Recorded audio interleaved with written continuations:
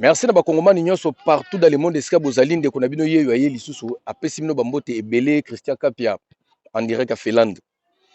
Tozwaki ta ebele tovandaki parce que guerre bande kotungisa mboka na biso biso to bakongomani to ba politicien te toyaka kokumisa oyo président azosala mpona mboka na biso avancement ndenge alobaki Allemagne d'Afrique mais fimbu oyo akekeli na simbeli yango tous les opposants bopoza na simbeli bino fimbu oyo nakanisi so vie Zakari Bababa so ndenge abetaki bato na Londres di opposant on a rejoint na nzela na nga na kobeta efimbu oyo botika président Faci asala musala na ye opposant botika kotungisa président Faci asala musala na ye bandeko lelo nazotalisa bino ki ye Faci parce que babiloko eza ebele au président Faci azosala mais bopoza bazotungisa ye bopoza bolobi bolobi le peuple biso peuple to boyi na biso peuple aboyi botika président Faci asala musala na ye ndenge azosala président Gili Bokwalo ozananga d'accord président Faci azana mandat mais azana mission batika kokisa makambo na ye bopoza ebandi kozwa bino mutu parce que bomona ki ntango lobi Allemagne d'Afrique bosekaki ebele ebandi kokende na lire ale komosala bino vertige opposition botika biso botiko distraire biso s'il te plaît opposition vieux mafa ebi bien que no papa tiena lobaki soki IDPS azui pouvoir opposition aux altés mais vieux mafa azotele makaka ba memaki bino na Burundi kuna vieux mafa bokomi na bosengi bisenga senga bosengaki botalaki peuple te OK pembeni place bolalaki ba réfugiés congolais bazaki on est belé bobeti ata tourté botika distraction pardon. Pendant des années, la République démocratique du Congo a souvent été décrite comme un pays aux immenses richesses, mais confronté à un déficit chronique d'infrastructures. Routes dégradées, accès limité à l'eau et à l'électricité, hôpitaux sous-équipés, universités vieillissantes, transports insuffisants. Mais depuis 2019, de nombreux chantiers ont été lancés à travers le pays. Échangeurs routiers, usines d'eau, centrales électriques, hôpitaux modernes, universités, aéroports, ports, routes nationales et méga-projets d'avenir. Alors, que s'est-il réellement passé? Quels sont les ouvrages effectivement achevés? Quels projets sont encore en construction? Combien ont-ils coûté? Qui les a financés? Et surtout, quel impact ont-ils sur la vie quotidienne des Congolais et sur l'avenir économique du pays? À travers documents officiels, rapports techniques, chiffres et archives, nous vous proposons un voyage au cœur des grands travaux qui ont marqué la République démocratique du Congo entre 2019 et 2026. Bienvenue dans ce documentaire. Lorsque Félix Tshisekedi accède à la présidence en janvier 2019, les infrastructures de transport figurent parmi les défis les plus visibles du pays. À Kinshasa, les embouteillages paralysent quotidiennement la circulation. Dans plusieurs provinces, les aéroports souffrent d'un manque d'investissement accumulé depuis des décennies. Pourtant, dans un pays continent de plus de 2,3 millions de kilomètres carrés, la mobilité est un enjeu économique majeur. Pour répondre à cette situation, plusieurs projets sont lancés ou accélérés. Certains concernent les transports urbains, d'autres visent à renforcer les connexions aériennes entre les grandes régions du pays. Le premier symbole de cette politique apparaît dès le début du mandat avec les célèbres sauts de moutons de Kinshasa. Lancés dans le cadre du programme des 100 jours, ces ouvrages doivent fluidifier la circulation aux carrefours les plus congestionnés de la capitale. À Deux Bonhommes, Sosimat, Mandela, Pompage et Mokali, de nouveaux ouvrages d'art sont construits afin de séparer les flux de circulation et réduire les embouteillages. Financés principalement par l'État congolais, ces travaux mobilisent plusieurs entreprises, dont Safricas, CREC8 et CGCD. Initialement estimé à 32,5 millions de dollars, le programme verra son coût réévalué à plus de 40 millions de dollars au fil de l'exécution. Le 31 décembre 2020, 4 sauts de moutons sont inaugurés simultanément par le chef de l'État. Quelques jours plus tard, l'ouvrage de Mokali entre à son tour en service. Malgré les controverses liées au retard et au dépassement budgétaire, ces infrastructures deviennent les premiers grands travaux visibles du nouveau pouvoir et marquent durablement le paysage urbain de Kinshasa. Mais c'est à plus de 1900 km de la capitale, dans le Lualaba, qu'un autre projet va symboliser la montée en puissance économique d'une province devenue l'un des centres miniers les plus stratégiques au monde. En juin 2025, Félix Tshisekedi inaugure le premier échangeur routier de Kolwezi. L'ouvrage comprend plus de 2 km de voiries modernes, 2 ponts principaux, un éclairage public solaire et des aménagements destinés à fluidifier le trafic dans une ville en pleine expansion. Réalisé par le groupe Forest, à travers l'entreprise générale Malta Forest, cet échangeur constitue le deuxième ouvrage de ce type en République démocratique du Congo. Son objectif est clair: accompagner la croissance rapide de Kolwezi, faciliter les déplacements quotidiens et améliorer les échanges entre les zones résidentielles, industrielles et minières. Le même jour, le président inaugure également la nouvelle aérogare internationale de Kolwezi. Avec près de 10 000 mètres carrés de surface construite, des espaces dédiés aux vols nationaux et internationaux, ainsi que des équipements répondant aux normes modernes de l'aviation civile, cette infrastructure traduit l'ambition de faire du Lualaba une porte d'entrée économique majeure pour les investisseurs et les partenaires internationaux. La modernisation du transport aérien constitue d'ailleurs un autre axe important de cette politique. À Kisangani, dans la province de la Tshopo, l'aéroport international de Bangoka fait l'objet d'une réhabilitation de grande ampleur. Grâce à un financement combiné de la Banque africaine de développement et du gouvernement congolais, plus de 21 millions de dollars sont investis dans la rénovation de la piste, du tarmac, des équipements de sécurité et du terminal passager. Les travaux sont réalisés notamment par l'entreprise chinoise China First Highway Engineering Company pour les infrastructures aéronautiques et par la société SZTC pour la modernisation de l'aérogare. Inauguré en octobre 2024, le nouvel aéroport de Bangoka dispose désormais d'une piste de 3500 mètres, capable d'accueillir des avions de grande capacité, ainsi que d'un terminal modernisé répondant aux exigences contemporaines du transport aérien. Pour la Tshopo, cette modernisation représente bien plus qu'un simple chantier. Elle constitue un outil de désenclavement destiné à renforcer les échanges commerciaux, attirer les investissements et connecter davantage Kisangani aux grands centres économiques du pays et de la région. Des carrefours de Kinshasa aux pistes de Kisangani, en passant par les infrastructures modernes de Kolwezi, ces réalisations témoignent d'une même ambition: améliorer la mobilité des personnes et des marchandises dans un pays où les distances figurent parmi les plus grandes contraintes du développement. Cependant, la modernisation des transports n'est qu'une partie de la transformation engagée. Car au-delà des routes et des aéroports, un autre défi majeur demeure: l'accès à l'eau potable et à l'électricité pour des millions de Congolais. L'accès à l'eau potable et à l'électricité constitue depuis longtemps l'un des plus grands défis du développement en République démocratique du Congo. Malgré l'immensité du fleuve Congo, les abondantes ressources hydriques du pays et un potentiel hydroélectrique parmi les plus importants du monde, des millions de Congolais continuent de vivre avec un accès limité à l'eau courante et à l'électricité. À Kinshasa, la croissance démographique exerce une pression constante sur des infrastructures souvent vieillissantes. Dans plusieurs quartiers, les robinets restent régulièrement à sec. Dans les provinces minières, les besoins énergétiques augmentent à mesure que l'industrie se développe. Face à cette situation, plusieurs projets d'envergure sont lancés ou achevés entre 2019 et 2026. Le premier d'entre eux voit le jour dans l'est de la capitale. Le 23 août 2022, le président Félix Tshisekedi inaugure la nouvelle usine de traitement d'eau de Lemba Imbu. Construit en partenariat avec la République de Corée et financé principalement par le Fonds coréen de coopération pour le développement économique, ce projet représente un investissement de près de 68 millions de dollars. Réalisé par Hyundai Engineering, l'usine produit dans sa première phase 35 000 mètres cubes d'eau potable par jour. Grâce à ses installations modernes de captage, de traitement et de distribution, elle permet d'alimenter environ 600 000 habitants dans plusieurs quartiers de l'est de Kinshasa. Pour des milliers de familles confrontées pendant des années aux pénuries d'eau,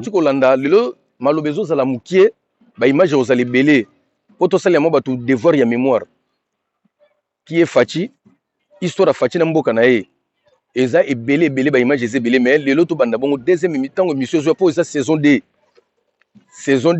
deuxième émission na osala ngo bokomona biloko tout ba réalisation autour faci asali po biso to ba kongomani to ba politicien te to yeka poto la kisa makambo oyo président azo sala tango ya okende pe oya koya akuta déjà basi ba bongiseli esika yango chaque fois nazoloba ke no ba opposant botika ko distraire biso s'il te plaît, botika ko distraire biso peuple to boyi, botika ko distraction ko tezala te. Eloko mosusu nga na kanisa na yebi te vraiment onga mo nazo raisonner na si mama Jetou Bampile ozana ngai d'accord, mama Jetou Bampile molobeli ya peuple ozana nga d'accord pona nini zwa lokola mokonzi munene mboka ona zana besoin otanga bakombo te.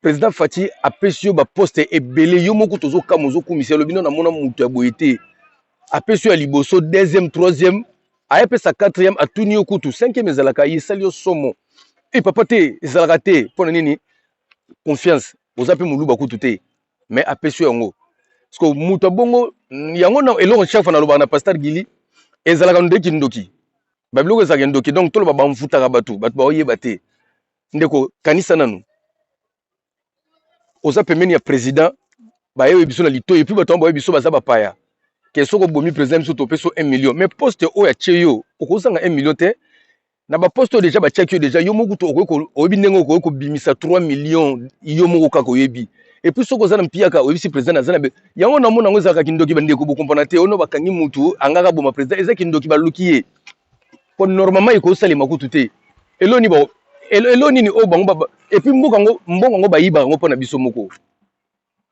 mama Jetou Bampile ezaka kindoki balokaka batu parce que ye moko za non pasteur na comporte ndeni esprit ngo kotela ye po ba na yebite ngamo ezolekela nga président mutazana yo eloko nyonso ko luka et puis so ba yebisa ko ngelo boma ye yo muto remplacer na ba chao te bato ba kinda bongo ba chao te mais comment se fait-il que mouvement ba peso nyonso et puis to ba peso nombre ba peso mso nombre ya 1000 soda yo te 1500 nyonso na likolo ya yo siko okendo o trahir muta tezaka kindoki ya normalité tolanda sous suite. Cette infrastructure marque une amélioration concrète des conditions de vie, mais l'Emba Imbu n'est que le début d'un programme plus vaste. Quelques mois plus tard, un projet encore plus ambitieux entre en service dans l'ouest de la capitale. Le 23 février 2023, Félix Tshisekedi inaugure l'usine de traitement d'eau de Binza Ozone, avec un coût initial d'environ 72 millions de dollars, financé principalement par la Banque mondiale. Cette installation devient immédiatement l'une des plus importantes infrastructures hydrauliques du pays. L'eau est captée dans le fleuve Congo, puis traitée avant d'être distribuée dans plusieurs communes de Kinshasa. La première phase produit à elle seule 110 000 mètres cubes d'eau potable par jour, soit plus de 3 fois la capacité initiale de l'Emba Imbu. Plus d'1,5 million d'habitants sont directement concernés. À terme, avec l'achèvement des modules complémentaires, la capacité totale doit atteindre 330 000 mètres cubes par jour, permettant d'alimenter plusieurs millions de personnes dans l'ouest de la capitale. Il s'agit de l'une des plus importantes augmentations de capacité réalisées depuis plusieurs décennies. Cependant, le développement d'un pays ne dépend pas uniquement de l'eau. Il dépend également de sa capacité à produire et à distribuer l'énergie nécessaire à son économie. Et c'est dans la province du Lualaba que se trouve l'un des projets énergétiques les plus spectaculaires de cette période. Au cœur de la ceinture mondiale du cuivre et du cobalt, la centrale hydroélectrique de Busanga représente un investissement estimé à plus de 650 millions de dollars. Fruit de la coopération sino-congolaise, le projet est financé notamment par Exim Bank of China et développé dans le cadre du partenariat entre la RDC et la société minière Sicomine. Après plusieurs années de travaux, la centrale est officiellement inaugurée en octobre 2023. Avec une puissance installée de 240 MW répartie sur 4 turbines, Busanga devient l'une des plus puissantes centrales hydroélectriques récemment mises en service en Afrique centrale. Son objectif principal est d'alimenter les activités minières du Lualaba, moteur essentiel des exportations congolaises de cuivre et de cobalt. L'énergie produite permet de soutenir la production industrielle, de réduire les déficits énergétiques de la région et d'accompagner l'expansion du secteur minier. Mais produire de l'électricité n'est qu'une étape. Encore faut-il pouvoir l'acheminer jusqu'au consommateur. À Kinshasa, cette mission est assurée par un autre projet majeur. En novembre 2023, le président Félix Tshisekedi inaugure le poste électrique de Kinsuka. Derrière cette infrastructure peu connue du grand public, se cache pourtant l'un des investissements les plus importants du secteur électrique. Évalué à environ 351 millions de dollars, le projet comprend un poste haute tension de 220 kV, de nouvelles lignes électriques, des cabines de distribution et des équipements modernes destinés à renforcer la stabilité du réseau. Construit par Shanghai Electric avec le soutien financier d'Exim Bank of China, le poste de Kinsuka permet d'acheminer vers Kinshasa une partie importante de l'énergie produite par la centrale de Zongo 2. Grâce à cette infrastructure, près de 2 millions d'habitants de l'ouest de la capitale bénéficient d'une amélioration de la desserte électrique et d'une réduction des délestages. Ainsi, entre 2019 et 2026, plusieurs investissements majeurs viennent renforcer les infrastructures hydrauliques et énergétiques du pays. De Lemba Imbu à Binza Ozone, des installations conçues pour fournir de l'eau potable à des millions de Kinois. De Busanga à Kinsuka, des ouvrages destinés à produire et distribuer l'électricité nécessaire au fonctionnement de l'économie. Ces projets témoignent d'une même ambition: répondre à la croissance rapide des villes, soutenir l'activité économique et améliorer progressivement l'accès aux services essentiels. Mais au-delà de l'eau et de l'électricité, une autre priorité s'impose également. Car aucun développement durable n'est possible sans un système de santé capable de répondre aux besoins de la population. C'est précisément le défi que vont tenter de relever les infrastructures sanitaires construites au cours de cette période. Au-delà des routes, de l'eau et de l'électricité, un autre défi majeur attend la République démocratique du Congo: celui de la santé. Avec une population dépassant les 100 millions d'habitants, des infrastructures souvent vieillissantes et un accès inégal aux soins spécialisés, le système sanitaire congolais fait face depuis plusieurs décennies à d'importantes difficultés.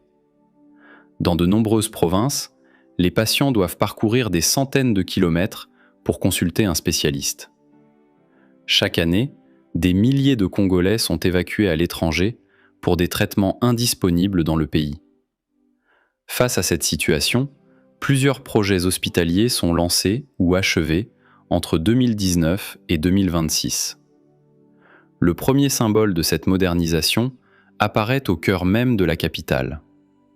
Le 8 avril 2023, Félix Tshisekedi inaugure le nouvel hôpital militaire de la garde républicaine au camp colonel Tchachi.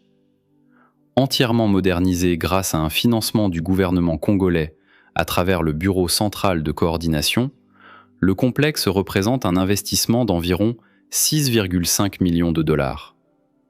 Construit par l'entreprise Safrimex, l'établissement dispose de 140 lits, d'un bloc opératoire moderne, d'unités d'imagerie médicale, de laboratoires biomédicaux et d'un centre de dialyse.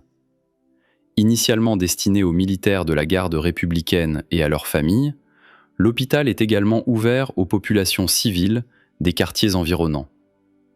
En quelques années seulement, il devient l'un des établissements les plus fréquentés de l'ouest de Kinshasa, avec des centaines de milliers de consultations et plusieurs milliers d'accouchements pris en charge. Mais la transformation du système de santé ne s'arrête pas à la capitale. À plus de 2000 km de là, dans la ville de Lubumbashi, un projet encore plus ambitieux voit le jour. Le 17 avril 2025, Félix Tshisekedi inaugure le centre hospitalier Tshisekedi Tshilombo, plus connu sous le sigle CHTT. Financé intégralement sur fonds propres de la Caisse nationale de sécurité sociale, cet établissement est présenté comme l'un des hôpitaux les plus modernes d'Afrique centrale. Construit sur plus de 13 000 m² et doté de 120 lits, le complexe dispose d'équipements de dernière génération rarement disponibles dans la région. Masolo président toujours ndenge ezali nalobi lelo maloba eza moke me ba image ezebele na kotsa bino déjà na ben parce que émission ezoya beaucoup mona nde ba réalisation ya nyama na ngaka na tshela bino no mo devoir mémoire po boyeba ki efati histoire na ina mboka na ye émission biloko ze ebele au sakanate président Facha Sali ba université tout koloba te to loba on émission ezoya lelo na tsheka devoir kaka ya mémoire po boyeba mama kamango zo zonga mutu na pesa neti conseil pas grand frère na nga ya Belgique ya chuke ozalaka na yebite bokechu premier vient na biso osala trop na yebite na Belgique on a ndenge bondoza na président Félix azaki mutu na yo vraiment ozozala r nyonso IDPS mama msoso tolandeli pe bien msu mukanda bapeso a partir ya IDPS mais na yebite osambria kaka boye orke na minute ozo raté ya bokechu ozo raté na yo mais esalo pasi yo mto bande ko ganga r nyonso makila nani zong sabe yo siko komi ko soutenir no wana za conseil no personne za politicien te na otali soka ke ndenge ozo raté président Facha lingaki mingi bondoza ni na Belgique r moko fait normal ya chuki osambrie okomo siliki la président David ozo raté ko sagrate taka muta solo na président mutu bondoza ne ya komi président ou raté mabe et ça passé fait Zakari Baba su ushia tolanda. Scanner de haute précision, IRM moderne, laboratoire spécialisé, centre d'ophtalmologie, unité de dialyse, chirurgie mini-invasive, neurochirurgie, télémédecine, le CHTT marque une nouvelle étape dans la modernisation de la médecine congolaise. Son objectif est clair, permettre à davantage de patients d'être soignés sur place et réduire les coûteuses évacuations sanitaires vers l'Afrique du Sud, l'Europe ou l'Asie. Pour de nombreux observateurs, le CHTT constitue l'une des réalisations sanitaires les plus ambitieuses de la dernière décennie en République démocratique du Congo. Mais aucun établissement ne possède une valeur symbolique comparable à celle du plus grand hôpital public du pays. À Kinshasa, l'ancien Mama Yemo incarne depuis plus d'un siècle l'histoire de la médecine congolaise. Des générations de médecins y ont été formés, des millions de patients y ont été soignés. Cependant, avec le temps, une partie importante de ces infrastructures est devenue obsolète. Pour redonner à cet établissement son rôle central, le gouvernement lance un vaste programme de modernisation. La première phase de réhabilitation mobilise plus de 18 millions de dollars, financés entièrement par l'État congolais. De nouveaux bâtiments sont construits, les services d'urgence sont modernisés, les capacités chirurgicales renforcées et plusieurs centaines de lits remis aux normes contemporaines. Le 19 décembre 2023, Félix Tshisekedi inaugure officiellement cette première phase de renaissance. Au-delà de la rénovation des bâtiments, l'ambition est de transformer progressivement l'ancien Mama Yemo en un véritable centre hospitalier universitaire moderne, capable de redevenir une référence nationale pour les soins, la formation médicale et la recherche. Mais les grands projets hospitaliers ne concernent pas uniquement Kinshasa et Lubumbashi. Dans le Lualaba, l'hôpital général de Mwangeji, inauguré à Kolwezi, vient renforcer considérablement l'offre de soins dans l'une des provinces les plus dynamiques du pays. Avec 200 lits et un plateau technique moderne, il permet d'améliorer la prise en charge médicale des populations locales, tout en réduisant les transferts vers d'autres villes. À Mbuji-Mayi, dans le Kasaï oriental, l'hôpital général de référence de la Mouya est inauguré à son tour. Doté d'équipements modernes, dont un scanner médical de dernière génération, il devient l'un des établissements les plus avancés de toute la région du Grand Kasaï. Parallèlement, des dizaines de centres de santé et infrastructures médicales sont construits ou réhabilités dans les territoires ruraux à travers différents programmes de développement. L'objectif est de rapprocher les soins des populations les plus éloignées et de réduire les inégalités d'accès aux services de santé. Ainsi, entre 2019 et 2026, plusieurs investissements majeurs viennent renforcer les capacités hospitalières du pays. Du camp Tchatchi à Lubumbashi, de Mama Yemo à Kolwezi, de Mbuji-Mayi aux territoires ruraux, ces réalisations traduisent une volonté de moderniser progressivement un système de santé confronté à d'immenses défis. Si beaucoup reste encore à accomplir, ces infrastructures constituent néanmoins de nouvelles références pour la médecine congolaise. Mais au-delà de la santé, une autre priorité demeure essentielle pour préparer l'avenir du pays: former les générations futures. Et c'est précisément le rôle des investissements réalisés dans les universités et les établissements d'enseignement supérieur. Construire des routes, des hôpitaux ou des centrales électriques ne suffit pas à transformer durablement un pays. Il faut également former celles et ceux qui les concevront, les administreront et les développeront demain. En République démocratique du Congo, l'enseignement supérieur fait face depuis longtemps à de nombreux défis. Infrastructures vieillissantes, surpopulation estudiantine, manque d'équipements modernes et insuffisance de capacité d'accueil. Entre 2019 et 2026, plusieurs universités bénéficient d'importants investissements destinés à améliorer les conditions d'apprentissage et à renforcer la formation des futurs cadres du pays. À Kinshasa, l'un des symboles de cette transformation est l'Université pédagogique nationale, plus connue sous le nom d'UPN. Surnommée par certains la Sorbonne congolaise, cette institution historique forme depuis des décennies des milliers d'enseignants, chercheurs et cadres de l'administration publique. Mais au fil des années, une partie importante de ces infrastructures s'est progressivement dégradée. Pour inverser cette tendance, un vaste programme de modernisation est lancé. En 2023, 2 résidences universitaires entièrement rénovées sont remises aux étudiants. Les bâtiments sont modernisés, les réseaux d'eau et d'électricité réhabilités, et plusieurs centaines de lits remis en service. Quelques mois plus tard, de nouveaux auditoires intelligents sont inaugurés. Climatisés, équipés de systèmes numériques modernes et de bibliothèques connectées, ils offrent aux étudiants un environnement d'apprentissage radicalement différent. Puis, en 2025, un nouveau complexe sportif ainsi qu'un rectorat entièrement rénové viennent compléter cette transformation. Pour des milliers d'étudiants, l'UPN retrouve progressivement les infrastructures correspondant à son statut de grande université nationale. Mais l'effort ne se limite pas à la capitale. À plus de 800 km de Kinshasa, dans le Kasaï central, un projet encore plus ambitieux voit le jour. À Kananga, un nouveau campus universitaire moderne sort progressivement de terre. L'université de Kananga devient l'un des plus grands chantiers universitaires réalisés dans le pays au cours de cette période. Auditoires modernes, laboratoires scientifiques, bâtiments administratifs, espaces de recherche et infrastructures d'accompagnement, tout est conçu pour faire de l'établissement un véritable pôle académique régional. L'objectif est double: offrir aux étudiants du Grand Kasaï des conditions d'études améliorées et réduire la dépendance de la région vis-à-vis des grands centres universitaires de Kinshasa et de Lubumbashi. Pour de nombreux observateurs, l'université de Kananga représente le projet universitaire le plus emblématique du mandat Tshisekedi.